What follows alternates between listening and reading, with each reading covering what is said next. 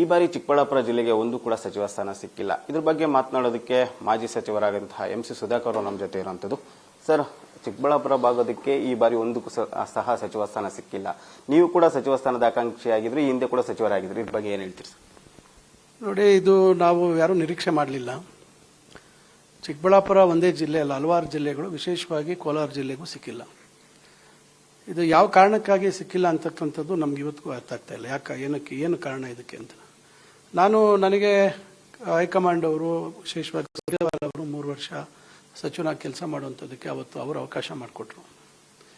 ನಾನು ಬಹಳ ಜವಾಬ್ದಾರಿಯುತವಾಗಿ ನಡ್ಕೊಂಡಿದ್ದೇನೆ. ನನ್ನ ಇಲಾಖೆ ಇರ್ಬೋದು, ಜಿಲ್ಲೆ ಇರ್ಬೋದು, ಇವೆಲ್ಲ ನಡ್ಕೊಂಡಿದ್ದೇನೆ. ಪಕ್ಷಕ್ಕೆ ಯಾವುದೇ ರೀತಿ ಮುಜುಗರ ಆಗದ ರೀತಿಯಲ್ಲಿ ಮತ್ತು ಕೊಟ್ಟಿರ್ತಕ್ಕಂಥ ಜವಾಬ್ದಾರಿಯನ್ನು ಒಳ್ಳೆ ರೀತಿಯಲ್ಲಿ ನಿಭಾಯಿಸಿದ್ದೀನಿ ಅಂತಕ್ಕಂಥ ವಿಶ್ವಾಸ ನನಗಿದೆ.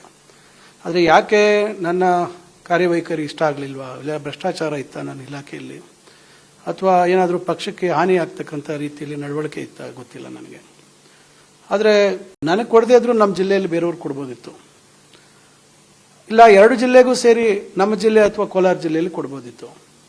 ಎಲ್ಲೋ ಒಂದು ಕಡೆ ಎಷ್ಟೇ ನಾವು ಜಿಲ್ಲೆಗಳು ಕೋಲಾರ ಚಿಕ್ಕಬಳ್ಳಾಪುರ ಬೇರೆ ಆದರೂ ನಾವು ಒಂದು ರೀತಿ ಅವಿಭಜಿತ ಜಿಲ್ಲೆ ಅಂತ ಪರಿಗಣಿಸ್ತೀವಿ.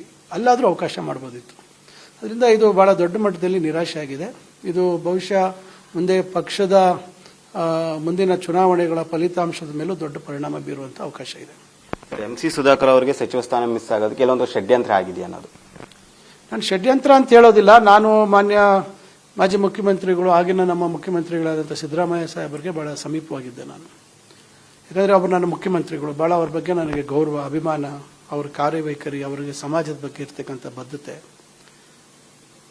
ಅವರ ಸಮೀಪವಾಗಿದ್ದಿದ್ದೇ ನನಗೆ ಇವತ್ತು ಮುಳುವಾಯ್ತೇನೋ ಅಂತಕ್ಕಂಥ ಪರಿಸ್ಥಿತಿ ಅಥವಾ ಆ ಒಂದು ಸನ್ನಿವೇಶಗಳು ನನಗೆ ಗೋಚರಿಸ್ತಾ ಇದೆ. ಎಂ.ಸಿ. ಸುಧಾಕರ್ ಅವರು ತಮ್ಮ ಸಮುದಾಯದವರೊಬ್ಬರು ಸಿಎಂ ಆದ ಸಂದರ್ಭದಲ್ಲಿ ಸಹಾಯ ಮಾಡಲಿಲ್ಲ, ಅವ್ರ ಪರವಾಗಿ ನಿಲ್ಲಿಲ್ಲ ಅನ್ನೋ ಕಾರಣಕ್ಕೋಸ್ಕರ ಸಚಿವ ಸ್ಥಾನ ಮಿಸ್ ಆಯ್ತಾ ಅಂತ. ನೋಡಿ, ನಾನು ಸಮುದಾಯದ ಆಧಾರದ ಮೇಲೆ ರಾಜಕಾರಣಕ್ಕೆ ಬಂದಿಲ್ಲ.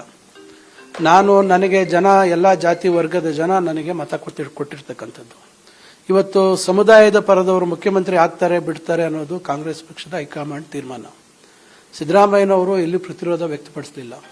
ಬಹಳ ಸ್ಪಷ್ಟವಾಗಿ ಕಾಂಗ್ರೆಸ್ ಪಕ್ಷದ ನಮ್ಮ ರಾಹುಲ್ ಗಾಂಧಿ ಅವರು ಏನು ಸೂಚನೆ ಕೊಡ್ತಾರೆ ಅದಕ್ಕೆ ಬದ್ಧ ಅಂತಕ್ಕಂಥ ಮಾತು ಹೇಳಿದ್ರು. ನಾನು ಎಲ್ಲೂ 5 ವರ್ಷ ಸಿದ್ದರಾಮಯ್ಯನವರೇ ಮುಖ್ಯಮಂತ್ರಿಗಳು ಅಂತ ನಾನು ಎಲ್ಲೂ ಹೇಳಿಲ್ಲ. ಮಾನ್ಯ ಹೈಕಮಾಂಡ್ ಅವರು ಏನು ಹೇಳ್ತಾರೆ ಅದಕ್ಕೆ ಸಿದ್ದರಾಮಯ್ಯನವರು ಬದ್ಧ, ಮಾನ್ಯ ಡಿ.ಕೆ. ಶಿವಕುಮಾರ್ ಅವರು ಬದ್ಧ, ನಾವೆಲ್ಲರೂ ಬದ್ಧ ಅಂತಕ್ಕಂಥ ಹೇಳಿಕೆಯನ್ನು ನಾನು ಕೊಟ್ಟಿದ್ದೇನೆ. ನೀವೆಲ್ಲ ಬೇಕಾದ್ರೆ ನನ್ನ ಹೇಳಿಕೆಗಳನ್ನು ತೆಗೆದು ನೋಡಿ. ಆದರೆ ನಮ್ಮ ಮುಖ್ಯಮಂತ್ರಿಗಳು ಅನ್ನೋ ಕಾರಣಕ್ಕೆ ನಾನು ಅವರಿಗೆ ಸಮೀಪವಾಗಿದ್ದೆ.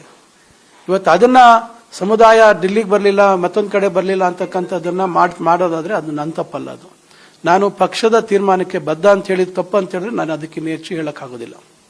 ಸರ್, ಎಲ್ಲೋ ಒಂದ್ ಕಡೆ ಈ ಸಮುದಾಯ ಚರ್ಚೆ ಆಗ್ತಿರೋ ಸಂದರ್ಭದಲ್ಲಿ ಒಂದಷ್ಟು ಅಸಮಾಧಾನ, ರಾಜೀನಾಮೆ ಕೊಡ್ತೀವಿ ಅನ್ನೋ ಲೆಕ್ಕಾಚಾರ ಕೂಡ ಈಗ ಹೇಳ್ತಾ ಇರೋಂಥದ್ದು. ರಾಜೀನಾಮೆ ಕೊಡೋದಕ್ಕೂ ಒಂದಷ್ಟು ಶಾಸಕರು ಮುಂದಾಗಿರುವಂತದ್ದು. ನೋಡಿ, ರಾಜೀನಾಮೆ ಕೊಡುವಂತ ಚರ್ಚೆ ಬಹುಶಃ ಅದು ಒಳ್ಳೇದಲ್ಲ. ಇವತ್ತು ನಮ್ಮನ್ನು ಯಾರು ಜನ ಮಂತ್ರಿ ಆಗ್ತೀರಾ, ನೀವು ಮಂತ್ರಿ ಆಗ್ತಿದ್ರೆ ರಾಜೀನಾಮೆ ಕೊಡಿ ಅಂತಕ್ಕಂಥ ಏನೋ ಒಂದು ಇದ್ರ ಸೂಚನೆ ಮೇಲೆ ಓಟ್ ಹಾಕಿಲ್ಲ. ಇವತ್ತು ನಾವು ಶಾಸಕರಾಗಿ ಆ ಕ್ಷೇತ್ರದ ಅಭಿವೃದ್ಧಿಗೋಸ್ಕರ ನಮ್ಮನ್ನ ಗೆಲ್ಸಿರುವಂಥದ್ದು. ಮಂತ್ರಿ ಆಗೋದು ಬಿಡೋದು ಅದು ಬೇರೆ ವಿಚಾರ. ಅದಕ್ಕಾಗಿ ನಾವು ರಾಜೀನಾಮೆ ಕೊಡ್ತೀವಿ ಅಂತ ಹೇಳೋದು ಬಹುಶಃ ಅದು ಒಳ್ಳೆ ಬೆಳವಣಿಗೆ ಅಲ್ಲ. ಏನೇ ಆದ್ರೂ ಇರಲಿ, ಪಕ್ಷದಲ್ಲಿ ನಮಗಾಗಿರ್ತಕ್ಕಂಥ ಅಸಮಾಧಾನ ಅಥವಾ ನಮ್ಮ ನೋವು ಅಥವಾ ನಮಗಿರ್ತಕ್ಕಂಥ ತೊಂದರೆಗಳು, ಸಮಸ್ಯೆಗಳನ್ನು ಪಕ್ಷದ ವರಿಷ್ಠ ಗಮನಕ್ಕೆ ತರುವಂಥದ್ದು, ಪಕ್ಷದ ವೇದಿಕೆಗಳಲ್ಲಿ ಅಥವಾ ಪಕ್ಷದವರಿಗೆ ಮನವರಿಕೆ ಮಾಡುವಂಥದ್ದು, ಅಥವಾ ಇವತ್ತು ಎಲ್ಲ ಬಹಿರಂಗ ಆಗಿದೆ. ಆಯ್ತು, ಇವತ್ತು ಪಕ್ಷ ಕರೆದು ಇದನ್ನ ಏನು ಯಾವ ರೀತಿ ಮುಂದೆ ಸರಿಪಡಿಸುವಂಥದ್ದು ಅಥವಾ ಏನು ಮುಂಜಾಗ್ರತಾ ಕ್ರಮ ತೆಗೆದುಕೊಳ್ತವೆ, ಮುಂದೆ ಈ ರೀತಿಯಾಗಿ ಕೆಲವು ಜಿಲ್ಲೆಗಳನ್ನು ಕಡೆಗಣನೆ ಮಾಡುವಂಥದ್ದು ಮುಂದೆ ಅವರು ಕೈ ಬಿಡಬೇಕಾಗುತ್ತೆ. ಇವತ್ತು ನಮಗಾಗಿಲ್ಲ, ಮತ್ತೆ ನಾಳೆ ಮತ್ತೊಬ್ಬರಿಗಾಗುತ್ತೆ. ಅದರಿಂದ ಜಿಲ್ಲೆಗಳು, ನನ್ನ ಪ್ರಕಾರ ಎಲ್ಲಾ ಜಿಲ್ಲೆಗಳಿಗೂ ಕಡ್ಡಾಯವಾಗಿ ಪ್ರಾತಿನಿಧ್ಯ ಕೊಡಲೇಬೇಕು. ರಾಜೀನಾಮೆಯನ್ನ ಕೊಟ್ರೆ ನಾವು ಸ್ವೀಕಾರ ಮಾಡ್ತೀವಿ ಅಂತ ಸಿಎಂ ಅವರು ಹೇಳಿರುವಂತದ್ದು ಯಾವ ರೀತಿ ನೋಡ್ತೀರಾ ಸರ್?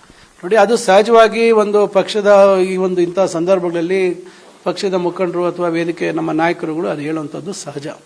ಅದು ಎಲ್ಲೋ ಒಂದು ರೀತಿ ಅಂತ ಒಂದು ಆಲೋಚನೆಯಿಂದ ಕೈ ಬಿಡಲಿ ಅಂತಕ್ಕಂಥ ಒಂದು ವಿಚಾರವಾಗಿ ಹೇಳಿರ್ತಾರೆ. ಆದರೆ ಯಾರು ಇನ್ನ 2 ವರ್ಷ ಅವಧಿ ಇದೆ, ಜನರ ಓಟು, ಜನರ ವಿಶ್ವಾಸ ಅಥವಾ ಅವರ ಅಭಿಪ್ರಾಯ ಪಡೆದಿರೋ ಯಾರು ರಾಜೀನಾಮೆ ಕೊಡುವಂತ ಸಂದರ್ಭ ಸನ್ನಿವೇಶ ಉದ್ಭವ ಆಗಲ್ಲ. ಸರ್, ಕೊನೆ ಪ್ರಶ್ನೆ. ಚಿಕ್ಕಬಳ್ಳಾಪುರ ಡಿಸ್ಟಿಕ್ ಶಾಸಕರು ಒಂದಷ್ಟು ಜನ ಮೀಟಿಂಗ್ ಮಾಡಬೇಕು ಅಂತ ಅನ್ಕೊಂತಿದ್ದಾರೆ. ಒಂದಷ್ಟು ಆಕ್ರೋಶ ಆ ಕಡೆ ಭಾಗದವರು ಕೂಡ ರಾಜೀನಾಮೆ ಕೊಡಬೇಕು ಅನ್ನೋ ಲೆಕ್ಕಾಚಾರ ಇದೆ. ಇದ್ರ ಬಗ್ಗೆ ಖಂಡಿತ ನಾನೀಗ ಅಲ್ಲೇ ಹೋಗ್ಬೇಕಾಗಿದೆ. ನಾನು ಈಗ ಅವರಿಗೆ ಹೇಳುವಂಥದ್ದು ರಾಜೀನಾಮೆ ಇದಕ್ಕೆ ಪರಿಹಾರ ಅಲ್ಲ. ನಮ್ಮ ಸಮಸ್ಯೆಗಳು ನಮ್ಮ ಜಿಲ್ಲೆಗಳಲ್ಲಿ ನಿರಂತರವಾಗಿ ನಮಗೆ ಕೆಲವು ಶಕ್ತಿಗಳು ನಮ್ಮನ್ನ ರಾಜಕೀಯವಾಗಿ ಮುಗಿಸುವಂಥದ್ದು ಇವೆಲ್ಲ ಕೆಲವು ಪಕ್ಷವನ್ನ ಹೋಲ್ಡ್ ಮಾಡುವಂತ ಇವೆಲ್ಲ ಕೆಲಸಗಳು ನಡೀತಾ ಇತ್ತು. ಅದಕ್ಕಾಗಿ ನಾವು ಬಹಳ ಹೋರಾಟಗಳನ್ನು ಮಾಡ್ಕೊಂಡು ಬಂದಿದ್ದೀವಿ. ಅಂತ ಹಸ್ತಕ್ಷೇಪಗಳು ಆಗಬಾರ್ದು ಮತ್ತು ಮುಖ್ಯಮಂತ್ರಿಗಳು ಅಥವಾ ಪಕ್ಷ ನಮ್ಮೆಲ್ಲರನ್ನ ಕಡೆಗಣಿಸಿ ತೀರ್ಮಾನಗಳು ಮಾಡಿದಾಗ ಖಂಡಿತ ಅದರ ಪರಿಣಾಮಗಳು ಬೇರೆ ರೀತಿ ಇರ್ತವೆ ಅಂತ ನಾವು ಹೇಳಬೇಕೆ ವಿನ ರಾಜೀನಾಮೆ ಇದಕ್ಕೆ ಪರಿಹಾರ ಅಲ್ಲ. ಇಷ್ಟು ಮಾಜಿ ಸಚಿವರಾದಂತಹ MC ಸುಧಾಕರ್ ಅವರ ಮಾತು. ಕ್ಯಾಮರಾ ಪರ್ಸನ್ ರಾಜು ಜೊತೆ KS ಮಾರ್ತಿನಾಯ್ಕ, ಫ್ರೀಡಂ ಟಿವಿ, ಬೆಂಗಳೂರು.